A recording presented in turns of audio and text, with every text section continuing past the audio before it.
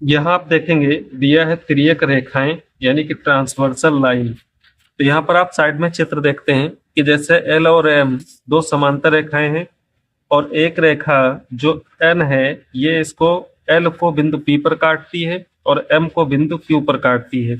इसी प्रकार दो अन्य रेखाएं जो समांतर नहीं है, यहाँ पर भी इसका नाम एल है और इसका नाम एम है। तो ये जो रेखा एन है ये क्या करती है, एल को पी पर और एम को क्यू पर काटती है, यानी कि अलग अलग बिंदुओं पर काटती है।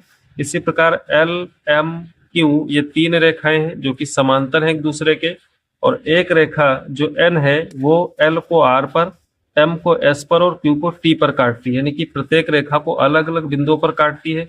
इसी प्रकार अन्य चित्रों में भी दिखाया गया है। तो ये जो एन रेखा हो जाएगी ये क्या कहलाएगी, तिर्यक रेखा कहलाएगी। अब इसकी परिभाषा देखते हैं। तो यहाँ दिया है कि तिर्यक रेखा वह रेखा है जो दो या दो से अधिक रेखाओं को भिन्न भिन्न बिंदुओं पर काटती है। यानी कि कोई रेखा यदि दो या दो से अधिक रेखाओं को अलग अलग बिंदुओं पर काटती है तो वो क्या कहलाएगी, तिर्यक रेखा कहलाएगी। यहाँ पर दिया है दो रेखाओं के अंतः क्षेत्र तथा बाह्य क्षेत्र। यहाँ पर आपको दो रेखाएं लेनी है एल और एम, एक बार ये समांतर रेखाएं और एक असमांतर रेखाओं के जोड़े। इसके बाद कह रहा है कि इनको पेंसिल, इनके बीच के भाग को पेंसिल से रंगिए। तो यहाँ पर जैसे इन रेखाओं के बीच का हिस्सा यदि आप इसको कलर कर देते हैं तो उसके बाद बताया गया है कि जितना हिस्सा कलर है वो क्या है, अंतः क्षेत्र कहलाएगा, और जो भाग कलर नहीं किया आपने वो बाहर का हिस्सा वो बाह्य क्षेत्र कहलाएगा। यानी कि दो रेखाओं के बीच में स्थित जो भाग है वह अंतः क्षेत्र कहलाएगा और इनके बाहर जो क्षेत्र है वो बाह्य क्षेत्र कहलाएगा। यहाँ पर दिया है कि तिर्यक रेखा द्वारा बने कोण। यहाँ पर आपको क्या करना है कि दो समांतर रेखाएं खींचनी है एल और एम, उसके बाद एक तिर्यक रेखा एन इनमें खींच देनी है। तो इस प्रकार से यदि दो समांतर रेखाएं खींचते हैं यहाँ पर, एक तिर्यक रेखा खींच देते हैं तो यहाँ पर क्या बनते हैं, कुल 8 कोण बनते हैं। यहाँ से आप देखें कि 1 2 3 4 और यहाँ से 5 6 7 8। तो ये 8 कोण जो बनेंगे इनमें कोणों के जो नाम है वो अलग अलग कोणों के नाम दिए, जैसे कि बाह्य कोण, अंतः कोण, संगत कोण, एकांतर कोण, एकांतर अंतः कोण तथा एकांतर बाह्य कोण। तो इन सभी कोणों को बारी बारी से समझेंगे और इनके बीच संबंध क्या होता है।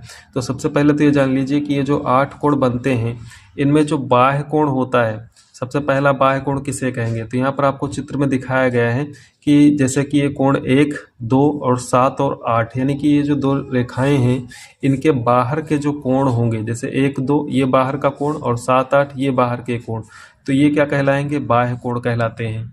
इसके बाद दिया है अंतः कोण। तो ये जो दो रेखाएं आपने खींची, बाह्य कोण आपने निकाल दिए, हटा दिए, तो जो अंदर के कोण बचते हैं छह कोण, जैसे कि कोण नंबर 3 4 5 और 6। तो ये जो कोण बनते हैं 2 2 4, तो ये क्या कहलाएंगे, अंतः कोण कहलाएंगे, इनको इंटीरियर एंगल कहते हैं। इसके बाद आता है संगत कोण। तो यहाँ पे दिया है कि निम्नांकित कोणों के युग्मों को देखिए, कोण 4 कोण 8। यहाँ पे आप देखें कि 4 और 8, उसके बाद 1 5, 1 और 5, 3 और 7, यहाँ पे 3 है और यहाँ पे क्या है 7 है, 2 और 6, 2 और 6। तो यहाँ पे बताया गया कि इसमें से प्रत्येक युग्म कोण तिर्यक रेखा के एक ही ओर स्थित है। प्रत्येक जोड़े का एक कोण अंतः क्षेत्र में और दूसरा कोण क्या है, बाह्य क्षेत्र में स्थित है। यानी कि इस जोड़े में जैसे ले लीजिए 4 और 8 में, तो 4 अंतः क्षेत्र में स्थित है तिर्यक रेखा के एक ही तरफ, तो वही जो दूसरा कोण 8 है वो बाह्य क्षेत्र में स्थित है। 1 और 5 में एक बाह्य क्षेत्र में स्थित है, तो 5 क्या है, अंतः क्षेत्र में स्थित है। और इसी प्रकार 3 और 7 में 3 बाह्य क्षेत्र में स्थित है, तो 7 अंतः क्षेत्र में स्थित है। जो तिर्यक रेखा है अगर उसके एक साइड में 3 है तो उसी साइड में क्या है 7 है, जिस साइड में 4 है उसी साइड में क्या है 8 है, जिस साइड में 1 है उसी साइड में क्या है 5 है, जिस साइड में 2 है उसी साइड में क्या है 6 है। लेकिन एक कोण अंतः क्षेत्र में, दूसरा कोण बाह्य क्षेत्र में। तो ऐसे जोड़े जो होंगे इन्हें एक दूसरे का संगत कोण कहते हैं। अगला दिया है कि एकांतर अंतः कोण या फिर एकांतर कोण, यानी कि अल्टरनेट एंगल। यहाँ पर आप चित्र देख रहे हैं, कोण 1 2 3 4 यहाँ पे आपको दिखाए गए हैं। ये एक तिर्यक रेखा है। तो यहाँ पे लिखा है कि युग्मों को देखिए कौन कौन सा, 1 3, 1 और 3 को, 2 और 4 को, प्रत्येक जोड़े के दोनों और अंतः क्षेत्र में स्थित है, लेकिन तिर्यक रेखा के विपरीत दिशा में। यहाँ पर आप देखते हैं कि ये जो जोड़े हैं ये अंतः क्षेत्र के कोण हैं, लेकिन तिर्यक रेखा के विपरीत दिशा के कोण हैं। एक तिर्यक रेखा के दूसरे साइड में, दूसरा तिर्यक रेखा के दूसरे साइड में। ऐसे कोण इनको क्या कहते हैं? एकांतर अंतः कोण कहा जाता है। यदि दो रेखाओं को एक तिर्यक रेखा काटती है तो तिर्यक रेखा के विपरीत और कटान बिंदुओं पर स्थित अंतः क्षेत्र में बने कोण एकांतर कोण कहलाएंगे। तो यहाँ पर 2 और 4 एकांतर कोण हो जाएगा, 1 और 3 एकांतर कोण हो जाएगा। अभ्यास 9b में पहला प्रश्न दिया है कि पार्श्व चित्र में तिर्यक रेखाओं की पहचान कर अपनी अभ्यास पुस्तिका पर लिखें। यहाँ पर आप एक चित्र देखते हैं, एक रेखा L है, दूसरी M है, और यहाँ पर आप देखेंगे कि एक रेखा N है और दूसरी क्या है? K है। तो यहाँ पर N और K ये दोनों रेखाएं जो हैं वो क्या कहलाएंगी? तिर्यक रेखा कहलाएंगी, क्योंकि L और M जो कि समांतर रेखाएं हैं इनको ये अलग अलग बिंदुओं पर प्रतिच्छेद करती हैं। तो यहाँ पर जो तिर्यक रेखाएं हैं उनकी पहचान करके पुस्तिका में लिखना है। तो तिर्यक रेखा कौन सी हो जाएगी? एक हो जाएगी N और दूसरी हो जाएगी K। इसके बाद क्वेश्चन नंबर 2 में पार्श्व चित्र में बताएं कि रेखा AB और रेखा CD के अंतः क्षेत्र और बाह्य क्षेत्र में क्रमशः कौन कौन से बिंदु हैं। यहाँ पर आपने अभी रेखाओं के अंतः क्षेत्र और बाह्य क्षेत्र पढ़े, तो यहाँ पर जो अंतः क्षेत्र में स्थित बिंदु हैं तो आपको यहाँ पे लिखना है कि अंतः क्षेत्र में स्थित बिंदु, और दूसरा बाह्य क्षेत्र में स्थित बिंदु, बाह्य क्षेत्र में स्थित बिंदु। तो यहाँ से आप देखेंगे कि बिंदु जो G है और J है और H, G, J और H ये क्या है? अंतः क्षेत्र में स्थित बिंदु कहलाएंगे। उसी प्रकार यहाँ पर जो L दिया हुआ है और यहाँ पर K दिया हुआ है, और यहाँ पे बिंदु कौन सा दिया है? यहाँ पर बिंदु दिया हुआ है I। तो K और L और I ये क्या हो जाएंगे? K, L, I ये बाह्य क्षेत्र में स्थित बिंदु हो जाएंगे। ये बिंदु A, C ये जो बिंदु है ये क्या है? इन रेखाओं पर स्थित है। तो यहाँ पर आपसे केवल अंतः क्षेत्र और बाह्य क्षेत्र में बिंदु पूछे जा रहे हैं। तो अंतः क्षेत्र के हो जाएंगे G, H, J, और बाह्य क्षेत्र के हो जाएंगे K, L और I। क्वेश्चन नंबर 3 में दिया है कि पार्श्व चित्र को देखकर रिक्त स्थानों की पूर्ति अपनी अभ्यास पुस्तिका पर कीजिए। यहाँ पर आप चित्र देखेंगे 1, 2, 3, 4, 5, 6, 7, 8 ये कोण बने हुए हैं।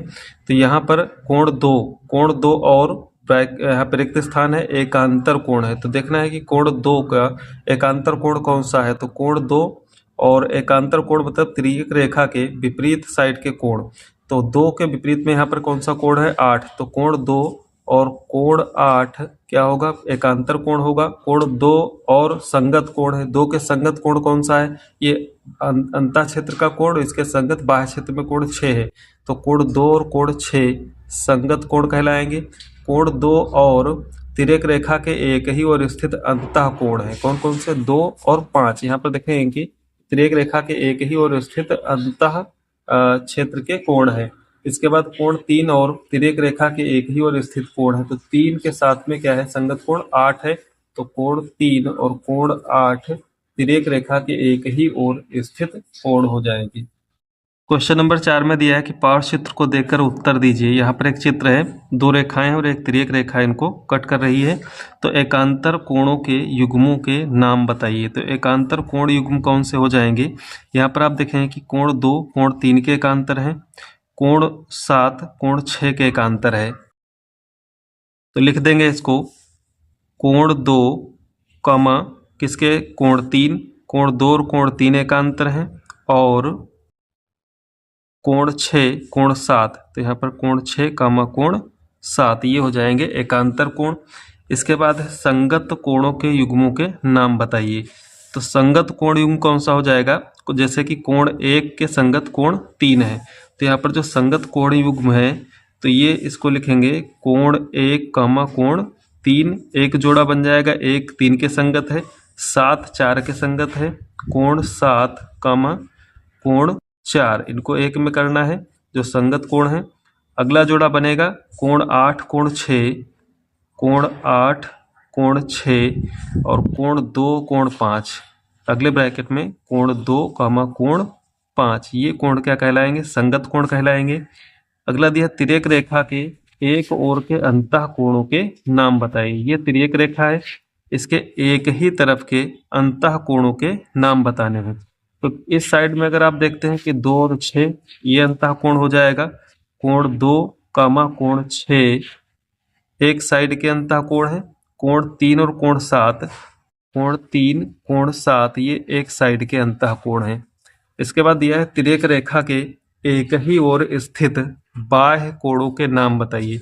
तो आप देखते हैं कि बाह्य कोण, कोण 1 कोण 8 ये बाह्य कोण कहलाएगा। 4 और 5 भी क्या है, बाह्य कोण है। लेकिन तिर्यक रेखा के एक ही ओर स्थित, तो तिर्यक रेखा के एक ही ओर स्थित कोण 1 और कोण 4 है, कोण 8 और कोण 5 है। तो यहाँ पर जो चौथे का आंसर आपको लिखना है, तो यहाँ पे कोण 1 कमा कोण 4 ये तिर्यक रेखा के एक ही ओर स्थित बाह्य कोण है, और दूसरा जोड़ा जो बनेगा वो कोण 8 और कोण 5 का होगा।